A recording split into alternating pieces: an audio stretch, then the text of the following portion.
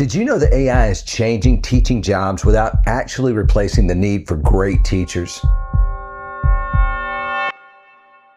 Aspiring teachers often ask themselves whether they will need to deal with artificial intelligence on the job. Will AI make the profession easier, harder, or completely different by the time they enter classrooms? Hi, I'm Jim, and I'm an education expert here at Study.com, so welcome to Everything Teacher. Look, in this video, you're going to get the truth about AI and teaching jobs, what's changing in hiring, what schools are looking for, and what you can do right now to stay ahead. So stay with me, because at the end of this video, you'll know where AI fits in your future and where you still matter the most.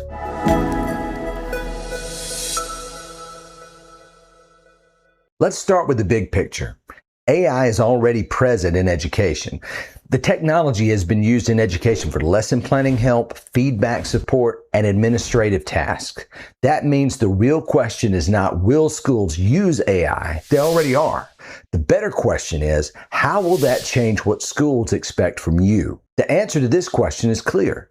Schools will require you to do the job that only humans can perform. This includes building relationships with students and colleagues, understanding classroom dynamics, motivating your students, and making important decisions. Therefore, you don't have to worry about losing your job to AI. However, it is changing how the job works. Now let's talk about the part a lot of future teachers are missing. The part you should pay attention to is AI's involvement in hiring. Now some districts use applicant tracking system, or ATS, powered by AI to screen resumes.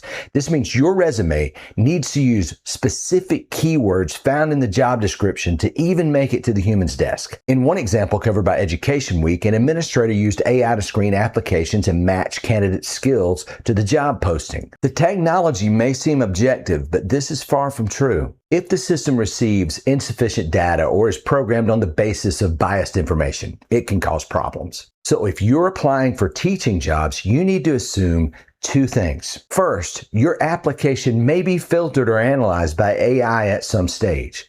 But second, a human being is still present at the final decision point. Now that means your resume needs to be clear and aligned to the language of the job description. Okay, now here's where this gets really important for you. Schools are not just looking for someone who can use AI, they're looking for someone who can use it well. And that means using it to save time without lowering quality. Furthermore, you have to be capable of distinguishing situations where AI can help you with generating ideas and cases when you need to apply your professional judgment instead. A lot of educators are already using AI in some form, and many institutions are focusing on upskilling existing staff instead of replacing them. Now that tells you something important. AI literacy is becoming part of professional readiness. Schools want teachers who can work with new tools and still keep students' ethics and learning at the center. So what should you do to prepare for a teaching position and stay competitive? First, build practical AI literacy. You do not need to become a computer scientist, but you should know how AI tools can support planning and productivity. And second, you need to develop your professional judgment. Yes, anyone can copy and paste prompts, but not everyone can decide whether the output is accurate, age-appropriate, biased, or useful. Third, your application needs to be coherent and aligned with the job requirements.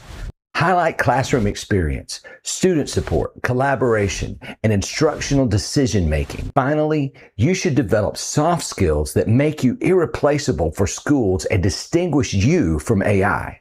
Such skills include your adaptability, classroom management, presence, and interpersonal skills. Now let's be real for a second. There are some valid concerns here. Some educators worry that AI can be misused for spreading misinformation, negatively affect independent thinking, and can be used without proper policies in place. And honestly, those concerns are reasonable. One of the biggest problems right now is that AI is moving faster than policies. People use the technology without institutional policies regulating it. It does not mean that you should ignore AI altogether. You just need to remember that your goal is to use AI responsibly and efficiently to improve the quality of instruction.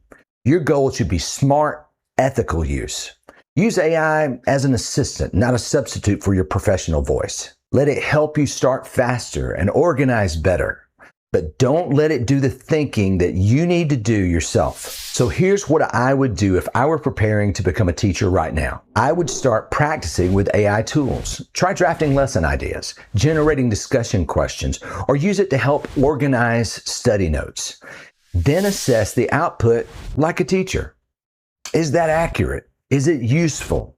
Is it appropriate for students? Next, start learning the language schools are likely to care about. Things like digital literacy, responsible AI use, and student-centered instruction. And if you're working towards certification, make sure your prep materials help you build content knowledge and professional readiness. Study.com can help with that by giving you realistic practice, personalized study plans, and flexible prep tools that fit the way you actually study. Your goal is not only to pass the exam, but to gain valuable skills and knowledge. It's to become the kind of teacher schools want to hire in an AI world. So here's the truth.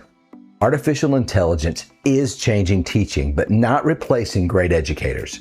What it is doing is raising the bar. If you can think clearly, adapt, and connect with students, you're exactly who schools need. If you can do that, AI is not your competition.